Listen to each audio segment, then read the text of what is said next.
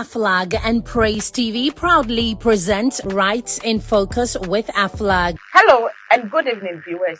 Welcome to Rights in Focus with Aflag, with your favorite girl, Miss McLean.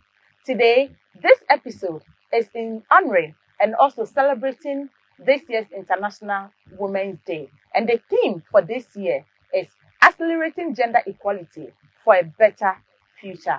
We all know that women have tried so much over the years to break barriers and get us where we are. We had people who preceded and fought a lot, and where we are currently, we are still doing and not backing down. But what this year's theme is looking at is asking us, what are some of the major things we are actually considering doing to ensure that we are not stuck, to ensure that we actually build a much more better future than we currently have for women. Now, to do that, I have with me one of my mentors who has been such a great mentor and influence in my life. She is a wife, she is a mother, and she's a lawyer with over 20 years experience at the Ghana Bar. She influences a lot of international law and policies, not just national. She travels a lot, and it's actually an honor for me to have her here with me today. She's a very busy person, always globetrotting. Africa, Europe, US, literally globetrotting every time. So it's an honor that I have her with me here today. She's also the Director of Policy, Planning, Monitoring and Evaluation at the Kofi Annan Peace Training Center. And she's also the Acting Director of the Women, Youth and Peace and Security at, again, Kofi Annan Peace and Security. Yes, she's playing two big roles at Kofi Annan Peace Training Center. Please help me welcome lawyer Sylvia Honame Nobe. Let me be sure, let me get the name correctly. Lawyer Sylvia Honame Nobesenu. Yes, I think I got it. Welcome, lawyer, and please, we are honored to have you join us today. Thank you so much. Such a privilege and a pleasure to be here. It's our pleasure to actually have you here. You are so busy, and it's an honor to have you join us here today. Yes, thank you so much. Thank you. Okay, so to get us started, what do you think about this year's theme, which is about accelerating gender equality for a better future? Honestly, I think that that's a very intriguing theme for the year 2025, knowing that gender equality has been an issue, an area that a lot of people, organizations have been working on over the years. Definitely, gender equality is actually an area that we need to continue to work on. In terms of the theme, for me, when I think about it, what it means to me is that there is a need to continue to be intentional about promoting gender equality globally, regionally, but also at the national level. But even beyond it being intentional, because it doesn't just happen. Gender equality won't happen, particularly because of the gaps that have existed over the years. We've got to prioritize and focus on promoting and advancing gender equality. And as part of that, the issue about accelerating it for me means that actually improving and providing a more equitable, just, fair, but also a society that no one's potential is actually considered or determined by their gender. That every individual is actually, potential is fully enhanced. Gender does not become a limitation by gender. Absolutely. So that's what it means. I mean, it means accelerating it. It means ensuring that there is an improvement in what we've done so far, building on where we have come so far in terms of ensuring that an environment, a very conducive environment is created for every individual to achieve their full potential and is not limited by gender. Great. That was an excellent introductory delivery by our very own lawyer, Sylvia. Now, lawyer, please help us. Because you are well versed in international policies and laws as far as women and youth rights is concerned, what do you think are some of the trends or shifts that you've observed globally that you think we can also adapt as Africans to be able to achieve this gender equality? Thank you. A very interesting question that you've asked, and I think it's very timely because it's important that we recognize that the world has changed and has become a global village, and taking inspiration from other countries is very important. We learn from each other. For us, or for me, in terms of my work and my observations over the years, and also through research, some trends I've seen have shifted and also have moved over the period.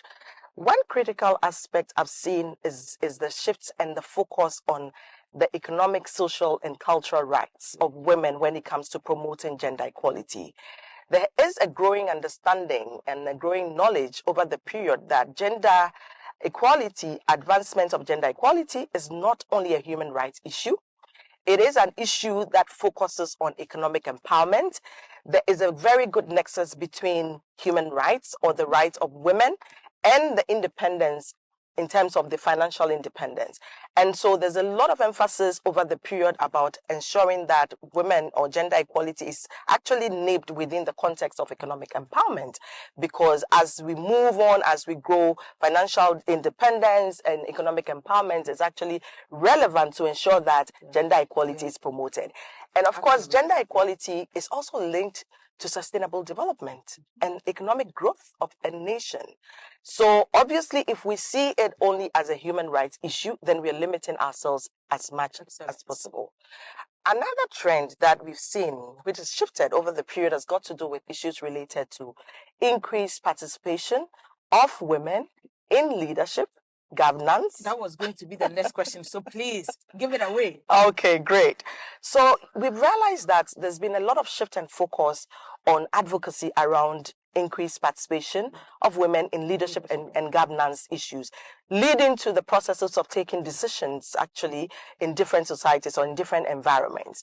Now, that for me has actually been affected also by gender stereotypes, gender norms, because over the period, people have actually seen women, especially as persons who should be in the home and who should be in the kitchen. That is where they belong. That is where they are placed. But for me, when you talk about leadership, it even begins from the home. Yeah. Women, even being in the home, have played leadership roles in different ways. I mean, having to take care of the children, having to ensure that they are clean, having to ensure that the home is actually... In fact, Senior, we were born leaders. Thank you. So obviously, that shift has actually been seen, that there's a lot of advocacy on women leadership and increased participation in governance processes, which is also good because it gives an opportunity for all the gender to be able to participate in governance processes. Again, one of the other shifts I've also noticed, and in recent times, has got to do with issues around gender-based violence. Okay, and I think that's another great topic, yeah. Very important, right? And I think that particular area, the shift actually was exacerbated as a result of COVID in 2019. True. So there was a lot recorded a lot. Absolutely. Yeah. Research showed that gender-based violence went high during the COVID period, and as a result, there was a need to focus on issues about ways in addressing or eliminating gender-based violence. So that became another trend. There was a lot of emphasis on that, and globally, there's been a lot of conversations and dialogue around that. My last point on the shift is actually in recent times. It's got to do with technology, and gender equality. Mm-hmm. There has been a lot of ways where technology has been used to actually impact negatively, especially on gender equality. Wow. Especially women who want to take, leadership positions, women who have been in the public spaces, either have been bullied, technologically. Hit it. That's so important. A lot of women get bullied online just because they're being assertive or they want to, show their leadership skills. So yes, absolutely. So again, with the surge of technology, also artificial intelligence, social media, it's become an opportunity either to make or unmake someone, and particularly the female gender has suffered a lot with that, or people in leadership have suffered. And so there's a lot of shift in that area. area for advocacy around celebrating women, celebrating men, of course, who have actually made it, especially in leadership positions, using this media or medium of communication to be able to advance gender equality over the period. The point around misinformation and disinformation has actually been enormous. And there's a focus, a shift in attention on that to be able to address and eliminate gender inequalities in society.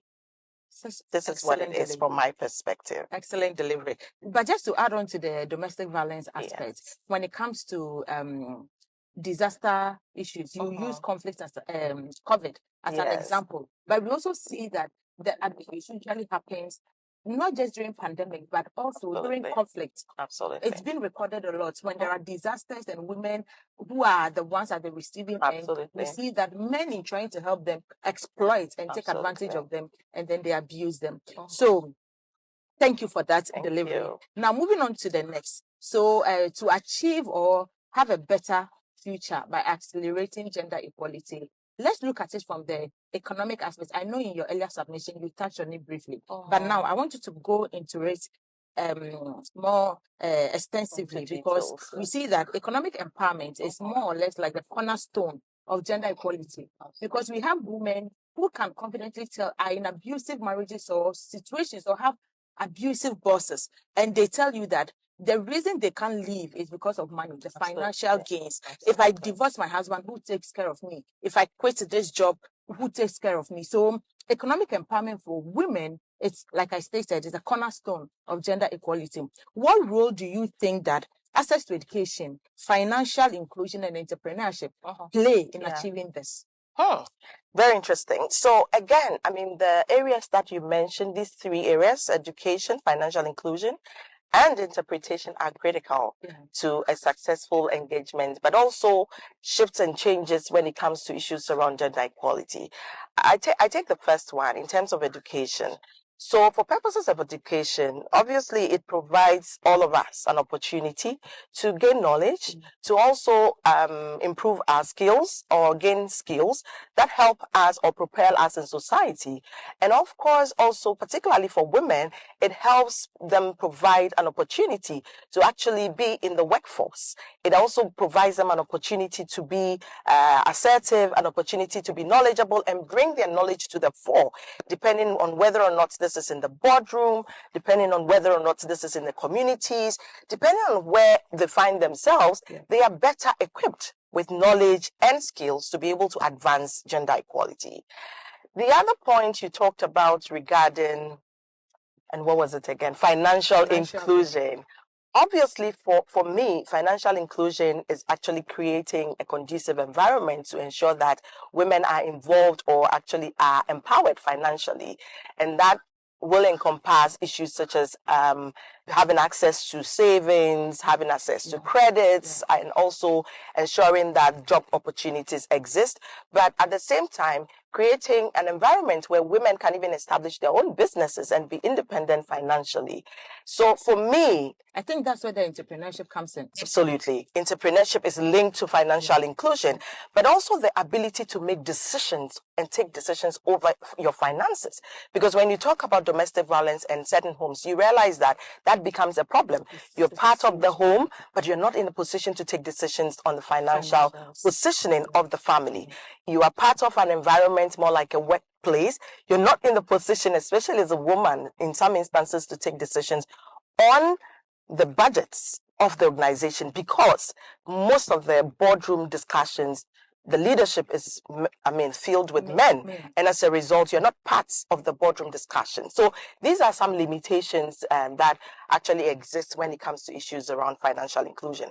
But where we would have opportunities for women to have access to all of these things I said earlier, credit, savings, their own money, but also opportunities to set up jobs and establish jobs and be entrepreneurs. This definitely will improve gender equality, because when it comes to entrepreneurship, women are in the position to set up jobs by themselves. They are in the position to be very innovative and also come up with new products, new services. They definitely can establish new markets, contribute to the economy. contributes to a sustainable development of a society. So all of these for me are critical components of gender equality, not only to the society or community in which women live or men live, but also to the country as a whole and also globally in this regard.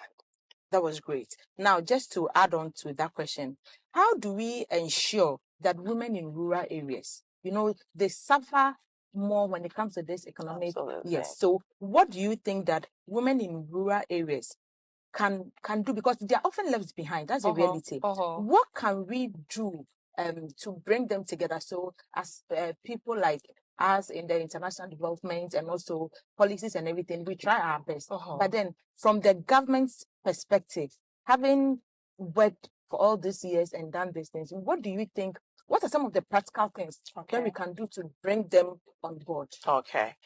Of course. Now, just to add on to that, another challenge we face with them is, I think it ties into education. Even when you try to orientate them, give them that orientation for them to have a shift in mindset, it's a challenge. So I want you to add that, the shift in mindset and also other factors that we can look at to bring them on board.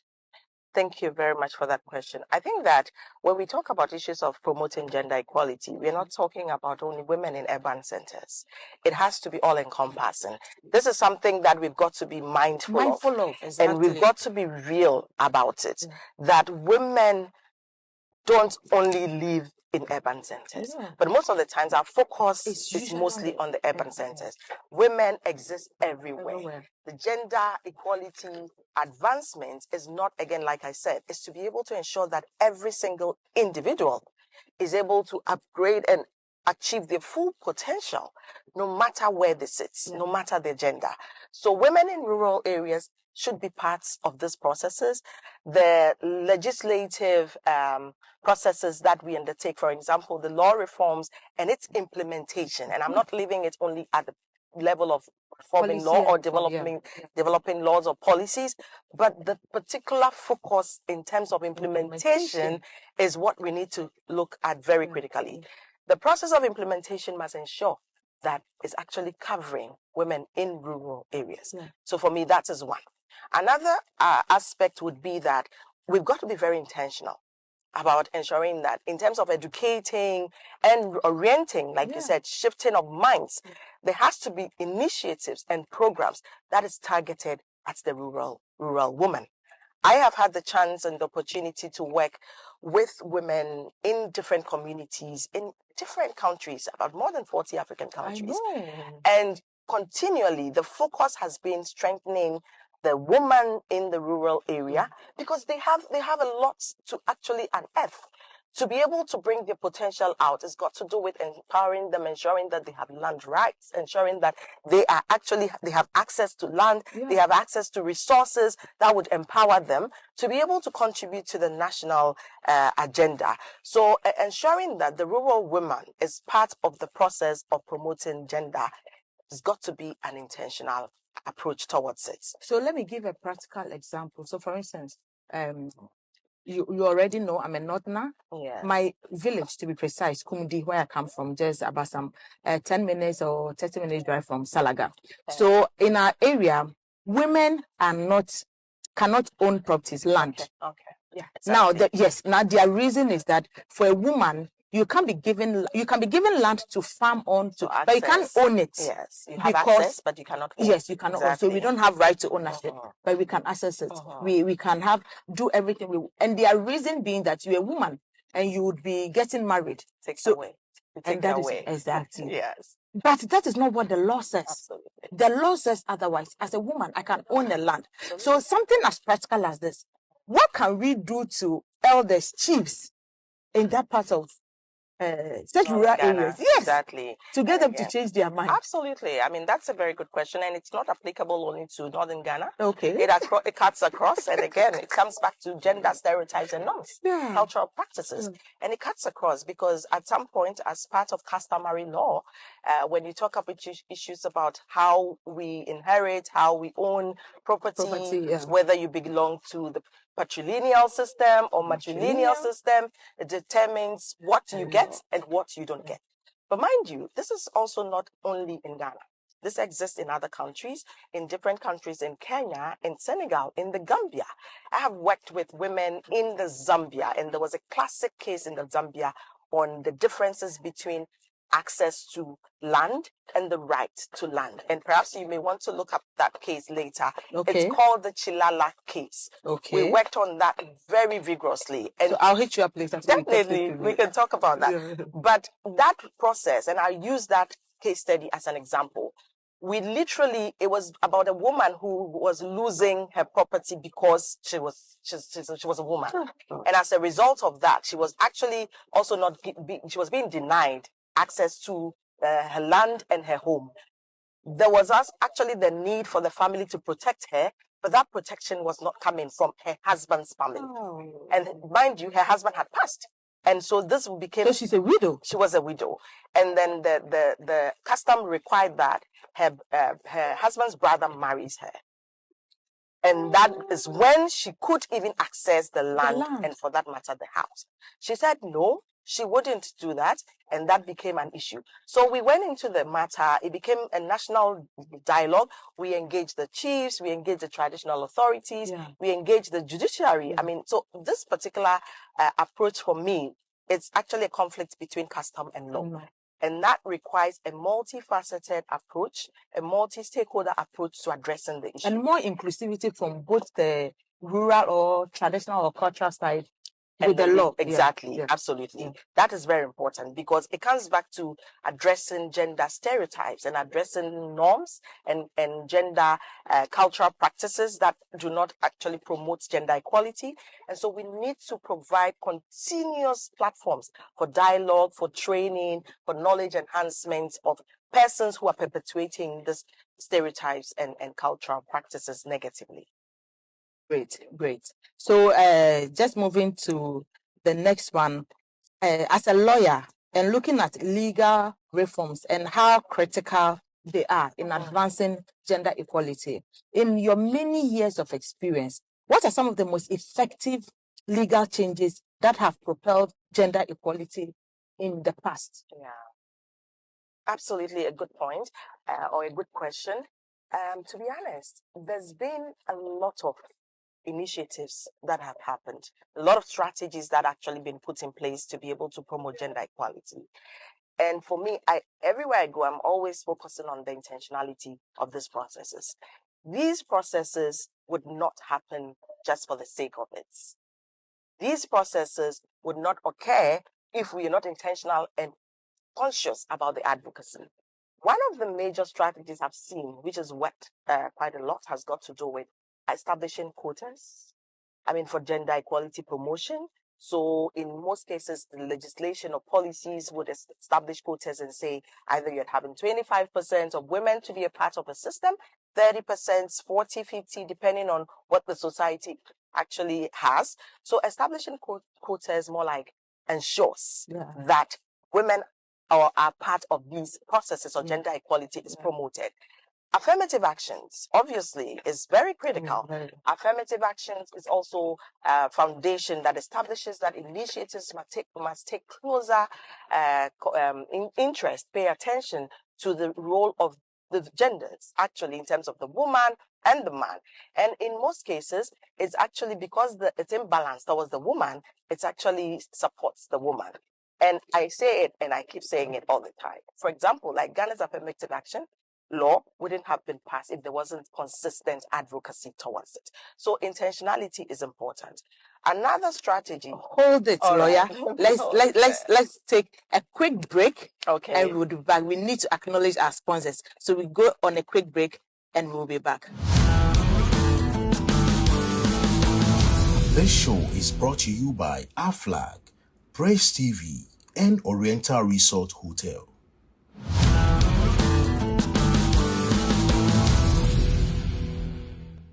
Welcome back from the break. A special thank you to Oriental Resort Hotel for giving us this beautiful garden where we are having bringing you this show from, and also for our production team and all our sponsors, Praise TV, every other sponsor for making this possible.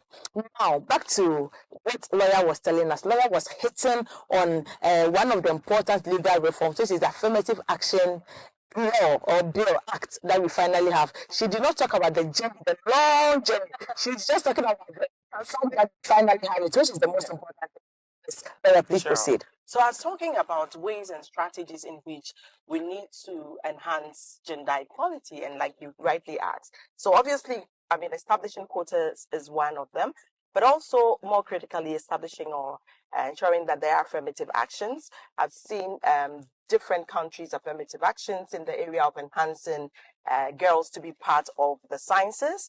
Actually, sciences, technology, engineering, and mathematics, the STEM programs that have been established over the years. Yeah. And of course, even in education, in the area of education, you've seen the situations where affirmative actions and initiatives have been put in place to ensure that young girls are actually entering into areas they would hitherto not go into.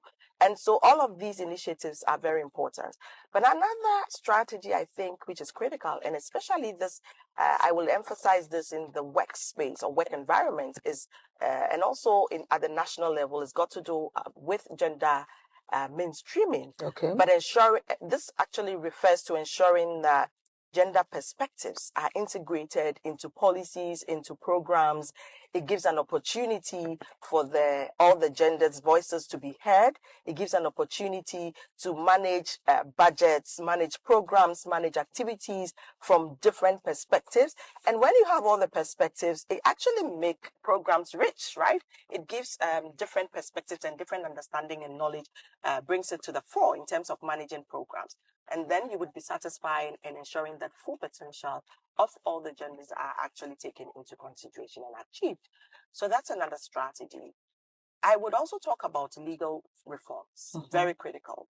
We cannot, I mean, the world evolves, different societies change, and as a result, we've got to be mindful of the changes that come and go. Yeah. So reforms are critical for purposes of changes and ensuring that it meets the needs on the ground. So legal reforms, policy reforms are very It meets actually the current needs.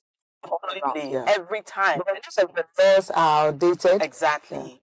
So when we reform them based on the needs on the ground, then it's meeting the current needs on the ground, right?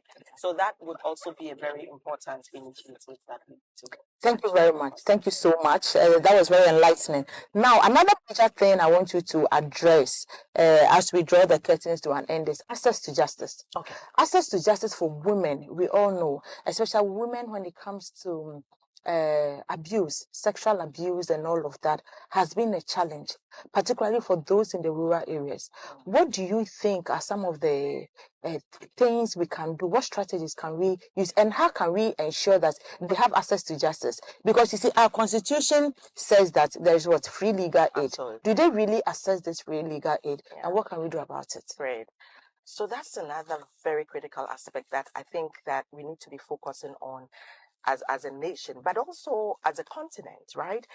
When we talk about the exacerbation of domestic violence or even gender-based violence during the COVID and how we are focusing on ensuring that we are addressing it, this is what it is. The strategies to put in place must definitely ensure that women, families are not having access, and I keep saying access to the courts. No, access to the courts is different from access to justice. Yeah. You could have access to the courts, but you not won't have justice. Exactly. And so it's important that we look at it from beyond just having access to the courts.